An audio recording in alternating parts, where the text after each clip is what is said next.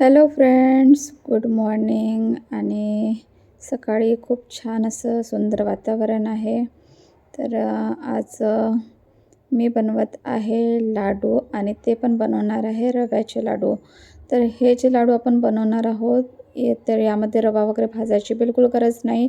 एकदम easy method आहे आणि खूप छान रव्याचे लाडू बनतात आणि त्याच मिश्रणापासून तुम्ही मोदकसुद्धा बनवू शकता.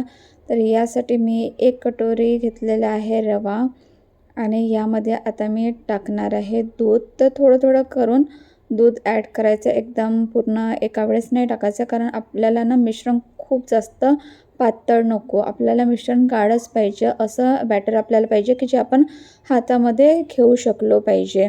तर अशातनं तर मी थोडं-थोडं करत ॲड करत आहे दूध आणि मिश्रण ना बघा असं पाहिजे, असं गाढं.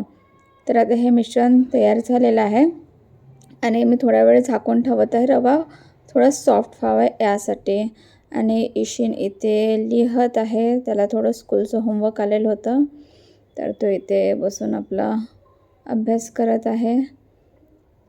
तर 5 मिनिट झालेले आहे आणि मी बघते की रवा सॉफ्ट झालेला आहे की नाही. तर हा खूप छान सॉफ्ट झालेला आहे आणि आपल्याला असाच पाहिजे होता. तर गॅस ऑन केलेले आणि तवा ठेवलेला आहे. आता तव्यावरती मी तूप टाकत आहे.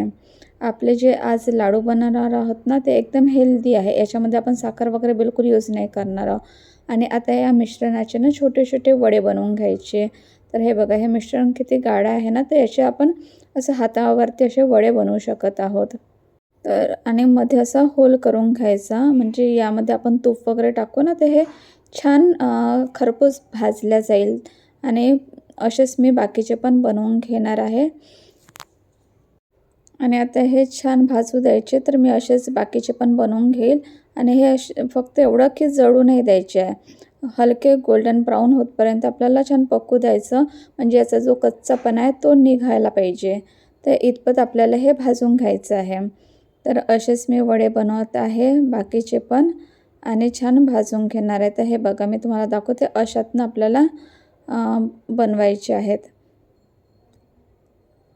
तर यावरती मी परत साजूक तूप टाकत आहे आणि परत छान हे भाजून घेईल.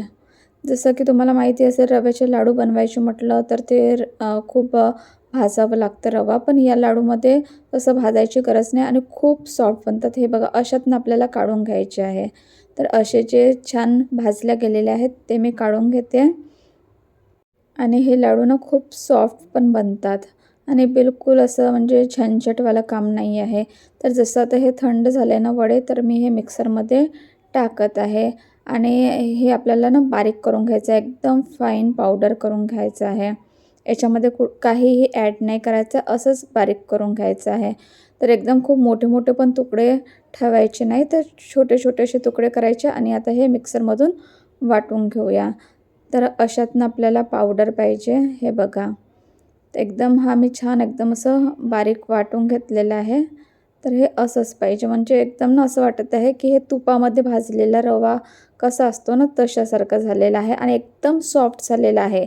असं म्हणजे तुम्ही हे मिश्रण जरी हातात घेतलं ना, तरी याचा गोळा होऊ शकतो, इतका हा सॉफ्ट झालेला आहे. पण आपल्याला गोडसर हवं असतं ना, तर यासाठी म्हणून आता आपण यामध्ये पॅनमध्ये टाकलेले 1 चम्मच तूप आणि मी टाकत आहे यामध्ये ड्रायफ्रूट्स. तर ड्रायफ्रूट्स थोडे आपण ना परतवून घेऊया. आणि ड्रायफ्रूट्स थोडे भाजलेले असले ना तुपामध्ये, तर ते खाताना खूप छान वाटतं. तर त्यामुळे हे मी भाजून घेतलेले आहे आणि हे काढत आहे मी. तर जे मिश्रण रव्याचं आहे तर त्यामध्येच टाकत आहे, कारण यामध्ये पण ड्रायफ्रूट्समध्ये तूप लागलेलं होतं. आता जे आधीचं पॅन होतं त्याच्यामध्ये थोडं तूप होतं, तर त्यामध्येच मी अर्धा कटोरी गूळ टाकलेला आणि 2 चम्मच पाणी टाकत आहे. खूप जास्त पाणी नाही टाकायचं, आपल्याला असं पाक वगैरे बनवायचं नाही आहे. आणि हे लाडू ना लवकर फिनिश पण होऊन जातात, तर काही आपल्याला टिकवून ठेवायचे नाही आहे. जर तुम्हाला हे टिकवून ठेवायचे असेल तर तुम्हाला ना पाक हा एकतारी पाक करावा लागेल. तर मला काही एवढं जास्त दिवस काही टिकवून ठेवायचे नव्हते, तर त्यामुळे मी असंच थोडंसं मेल्ट होतपर्यंत गूळ पकवून घेतलेलं आणि मिश्रण टाकलेलं. आता हे छान ना मिक्स करून घ्यायचं. आणि हे जसं छान मिक्स झाल्याच्या नंतर मग याचे ना इझिली लड्डू बनतात. आणि गॅसची फ्लेम मी बंद केलेली आहे आणि हे बघा मिश्रण तुम्हाला दिसत असं एकदम मोकळं मोकळं झालेलं आहे. आणि आता याचे आपण लाडू बनवून घेऊया. तर इझिली एकदम लाडू बनत आहेत हे बघा. आणि एकदम सॉफ्ट बनतात हे लाडू पण. म्हणजे छोटे मुलं वगैरे ना एकदम इझिली हे खाऊ शकतात आणि हेल्दी पण आहे. यामध्ये आपण साखरेचा पण वापर नाही केलेला आहे. तर हे बघा लाडू तयार झालेला आहे. याला थोडा ना प्रॉपर शेप देत आहे मी. तर हे बघा लाडू. तर तुम्हाला वाटेल तर तुम्ही यावरती थोडं नारळाचा बुरा पण टाकू शकता किंवा खसखस पण टाकू शकता. म्हणजे अजून ते दिसायला खूप छान दिसतील. तर असेच बाकीचे लाडू पण मी बनवून घेणार आहे. आणि हे बघा लाडू तयार झालेले आहेत.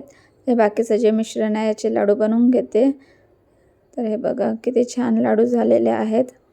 आणि अशा प्रकारे मी सगळे लाडू बनवून घेतलेले आणि आता याच्यावरती ना भाजलेली खसखस लावत आहे मी. म्हणजे अजून ते ना बघायला खूप छान दिसतात. असं वाटत आहे की हे ड्रायफ्रूट्सचेच लड्डू आहेत की काय. खूप छान झालेले आहे आणि एकदम सॉफ्ट झालेले आहेत. तर हे लाडू झटपट बनतात, खायला पण टेस्टी आहे आणि हेल्दी आहे. तर ज्याने रव्याचे लाडू जमत नसेल भाजून बनवायला तर त्यांनी अशा प्रकारे पण बनवलं तरी मस्त बनतात. आणि तुम्हाला तोडून पण दाखवते बघा इझिली हे तुटत आहे. आणि खूप छान असे लाडू तयार झालेले आहेत. तर ट्राय कराल तुम्ही एकदा.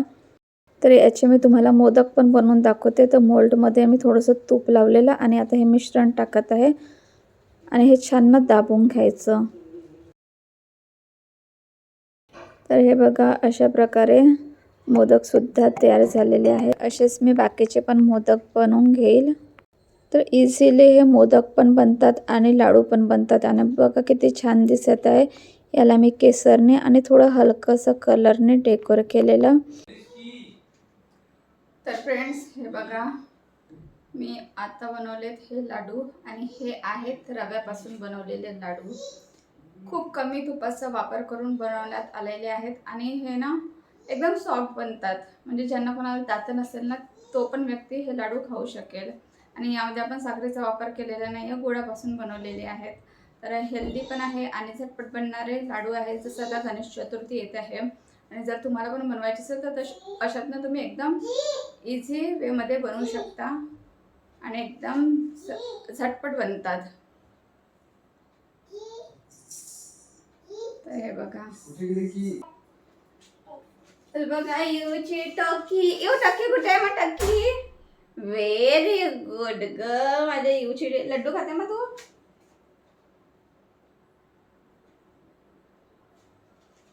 बघा लड्डू अगं खाऊन गे ना मग सोना. अगं खा ग माझं बाळ. मी खाऊ.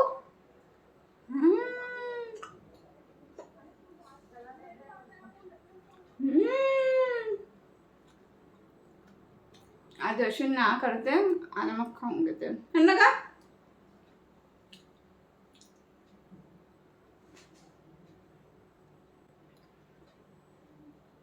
खूपच छान झाल्यात.